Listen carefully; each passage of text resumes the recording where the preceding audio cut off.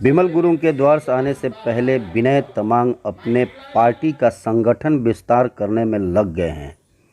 एलनबाड़ी से लेकर संकोच तक के द्वार भूभाग में अपना संगठन विस्तार करने के लिए द्वार के गोरखाओं को 12 सूत्री मांगों का आश्वासन बुधवार को द्वार इलाके के नागराकाटा आदिवासी चर्चा केंद्र में एक सभा के दौरान द्वार का लक्ष्य रखते हुए विनय गुट गोरखा जनमुक्ति मोर्चा की एक कर्मी सभा आयोजित की गई।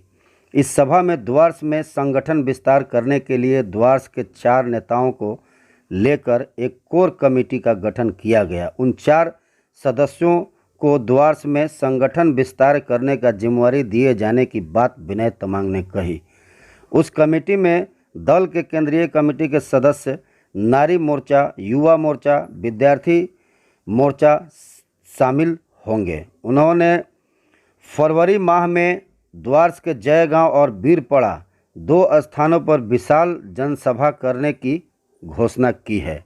द्वार की जनता के लिए 12 मांगों में जमीन का पट्टा, न्यूनतम मजदूरी, बंद चाय बागान खोलने, द्वार के विभिन्न स्थानों पर 8 कॉलेज स्थापित करने, अस्पताल का निर्माण, विद्यालय निर्माण सहित विभिन्न मांग को मुख्यमंत्री के समक्ष उन्होंने रखे जाने की बातें कही है। उन्होंने कहा कि यदि द्वार के जनता साथ देती है तो 12 मांगों में राज्य सरकार से होने वाली सभी मांग जल्द पूरा किया जाएगा। पहाड़ में गोरखा जनमुक्ति मोर्चा 2 गुटों में बंटने के बाद बिमल की तुलना में विनय का उतना ज़्यादा प्रभाव नहीं देखा गया है। आगामी 13 दिसंबर को बीरपड़ा में बिमल गुरुंग की जनसभा होने वाली है। इस कर्मी सभा में विनय तमांग के अलावा ऋषिका छेत्री मोर्चा केंद्रीय युवा सभापति, अमृत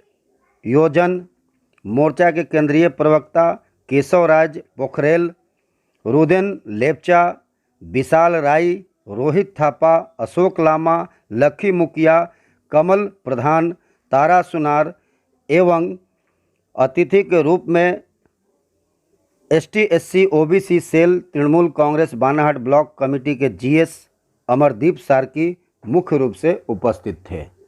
देखिए NEI द्वार न्यूज यूट्यूब पर लाइक और सब्सक्राइब करें और अपने इलाके के खबरों से जुड़े रहें।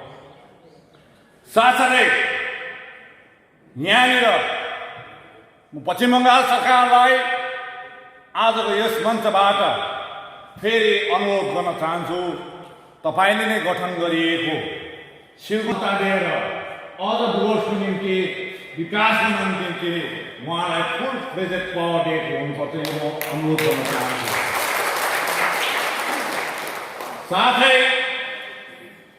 पहाडमा विभिन्न जात गोष्ठीको डेभलपमेन्ट बोर्डहरू छ, उहाँको चेयरम्यानहरू प्राय सबै दार्जिलिङ र कालिम्पोङमै छन्।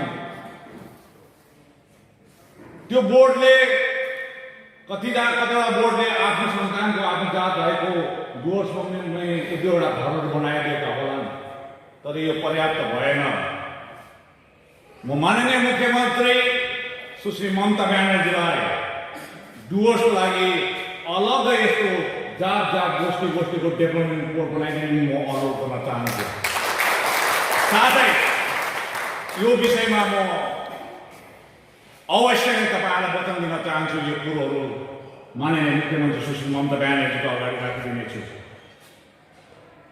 ऐसे तो मेरा दूसरा बार है आफ्टर 2019 कि पहले मैं दिसंबर 22 2019 में आया था और उसके बाद में डुवर्स में हम लोग आने का बात था, लेकिन कोविड-19 के जो है तो इसलिए लॉकडाउन होने के बाद हम लोग नहीं आ पाया। करीबन 1 ईयर बाद एक बार इस बात आज हम लोग 9 दिसंबर में ये नागरकाटा में आ गया। तो हमारा संगठन का जितना भी प्रतिनिधि है, जो भी हमारे लीडर्स है, right from the western Dooars to eastern Dooars, middle Dooars का, सभी के साथ में आज एक ऑर्गेनाइजेशनल मीटिंग था। तो ये ऑर्गेनाइजेशन मीटिंग को अटेंड करने के लिए मैं आया। बिमल जी के बारे में क्या देखिए, मैं बिमल जी के बारे में हम कोई कमेंट नहीं करेंगे कि मैंने बताया आज सुबह अभी मेरा मीटिंग जो स्पीच में भी बताया कि पहले से मैं बता चुका हूँ कि he is not in my syllabus, मेरा सिलेबस में वो नहीं है। तो विमल गुरुंग और रोशन जी की बात मत पूछिए, बात की दूसरा जो क्वेश्चन है वो आप पूछ लो। विराज जी 15 तारीख बीरपाड़ा में जैसा विमल गुरुंग जी का एक मीटिंग है 13 मैंने अभी बोला कि विमल गुरुंग जी का बारे में मेरे को मत पूछिए। कौन? देखिए, मैंने जब 3 तारीख नवंबर को मीटिंग अटेंड करने के लिए हम लोग दिल्ली कलकत्ता गया था, तब मैंने 2 तारीख ही बागडोर एयरपोर्ट में कह दिया था।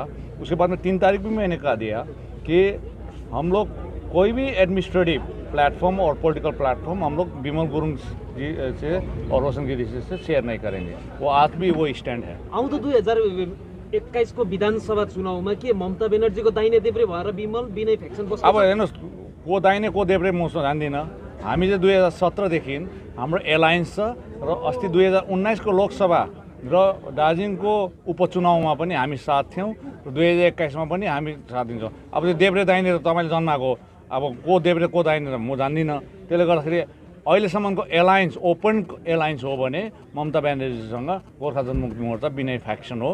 आज डुवर्सलाई एलेनबाडीदेखि लिएर कुमारग्रामसम्मको डुवर्सलाई कसरी उन्नतिमा लाने, शैक्षिक विषय लिएर, सामाजिक विषय लिएर, अर्थनैतिक विषय लिएर, विकासमूलक कार्य लिएर त्योपट्टि ध्यान दिनु आवश्यक छ कि हिन्दी भाषी स्कुलहरू हुनुपर्छ, हाई स्कुलहरू हुनुपर्छ, कलेजहरू अझै बनिनुपर्छ।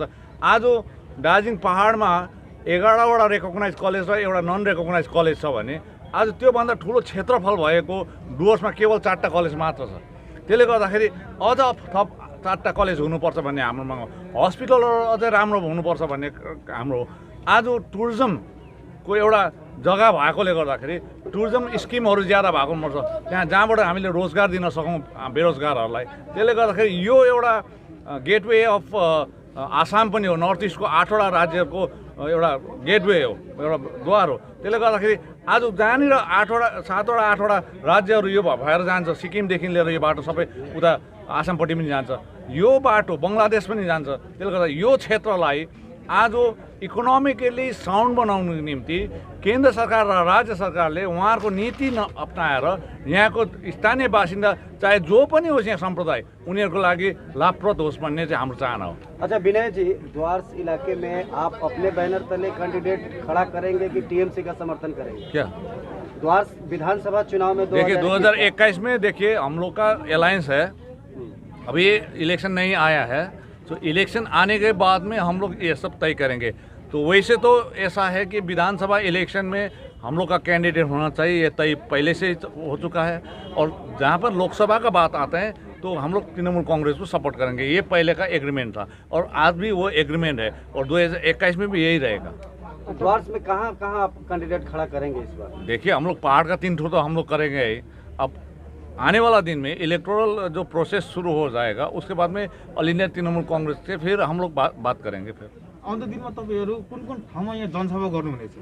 हेर्नुहोस्, मैले आज जुन प्रकारले यहाँको प्रतिनिधिहरूलाई उहाँहरूलाई जिम्माहरू दिएँ कि 2 महिनाभित्रमा यस्तो स्थिति बनिनुपर्छ जहाँनिर हामी वीरपाडामा एउटा जनसभा गर्न चाहन्छौँ र एउटा जयगाउँमा गर्न चाहन्छौँ। लेकिन आज के सभा में आपके जितने भी वक्ता थे ना देखिए, मैंने तो नहीं कहा ना, मैंने तो नहीं, मैंने कुछ नहीं कहा। विमल जी का नाम लिया ना, वो तो देखिए अभी लेते, वो लोग भी तो लेते हैं, वो लोग का लीडर लोग भी हम लोग को लेते हैं, लेकिन मैंने तो नहीं लिया।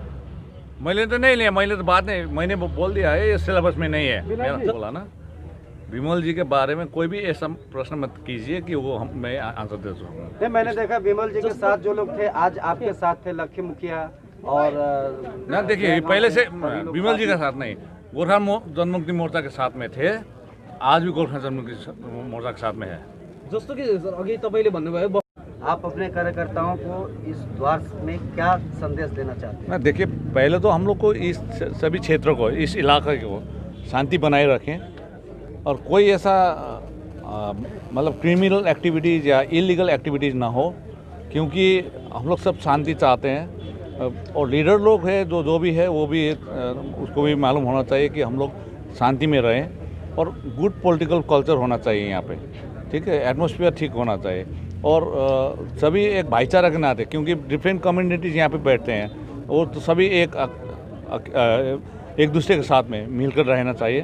तो यही मेरा संदेश है। अच्छा, इस बार के विधानसभा चुनाव में गोरखालैंड का मुद्दा रहेगा, उसमें द्वार्स को शामिल करने का जो आप लोगों का देखिए, ये बात तो मेरा एजेंडा में नहीं है। जब हम लोग 2017 में हमारा अलायंस हो गया था अली नेती तृणमूल कांग्रेस में, इसमें केवल हम लोग डेवलपमेंट के बारे में किया था। तो अभी मेरा तो मुद्दा ये अभी नहीं है, लेकिन आने वाला दिन में 13 तारीख जो मैं हमारा जो सुखना में एक रैली है, जनसभा है, पब्लिक मीटिंग है, उसमें कई सारे विषयों पे मैं वहाँ पे उजागर करना चाह रहा हूँ। तो उस दिन हम लोग बोलेंगे इस बारे में।